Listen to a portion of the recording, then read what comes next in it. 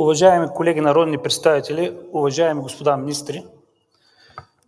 На страница 69 от Програмата за управление на Република България правителството е записало в приоритет в сектор води решителни действия за справяне с безводието и гарантиране на достъпа до питейна вода в засегнатите райони. Създадохме временна комисия за установяване на всички факти и обстоятелства за безводието в страната. Впоследствие удължихме тази комисия с 208 гласа. За първи път в това Народно събрание всички гласувахме за, нямаше един въздържал се, нямаше един против. На тази комисия обърнах внимание на всички колеги, че има един проблем за довеждащи водопроводи, които са на територия, където няма създадени ВиК асоциации, които не могат да се финансират от общинската програма, а също така не могат да се финансират и по оперативна програма „Околна среда“. На тази комисия всички ме подкрепихте, всички казаха така е, трябва да се финансира, единственият начин да се финансира от държавния бюджет. Вие, господин Генов и господин Иванов, също ме подкрепихте.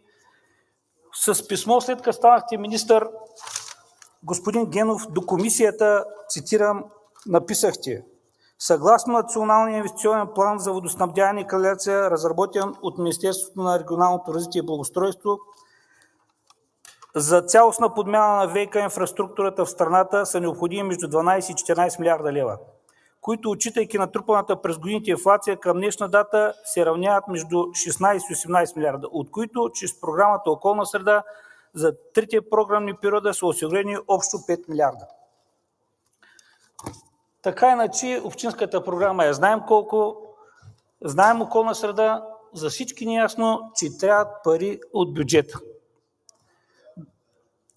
На всички ни е ясно, на приказки, ясно ни е в програмите, записали сме в стратегии, в програми за управление, идва бюджета и в приложение 2, раздел 1 няма нито един лев заложен за политиката на правителството, за стратегиите, за всичките ни приказки. Аз предложих два проекта, които имат проектна готовност, имат количествени сметки, предразрешение за строеж са и между първо и второ четене ги предложих да се финансират. И затова, колеги, да не е срам, въпросът ми е към господин Иванов. Знам, че в МРРБ има резерв. Затова конкретно към вас въпросът ми е: как ще оправдаете приоритета ви в сектор води, след като в централния бюджет не заложихте финансови средства, и от бюджета на МРРБ ще отделите ли средства конкретно за довеждащия водопровод от ВЕЦ Видин на пречиствателна станция Стоките? Благодаря ви.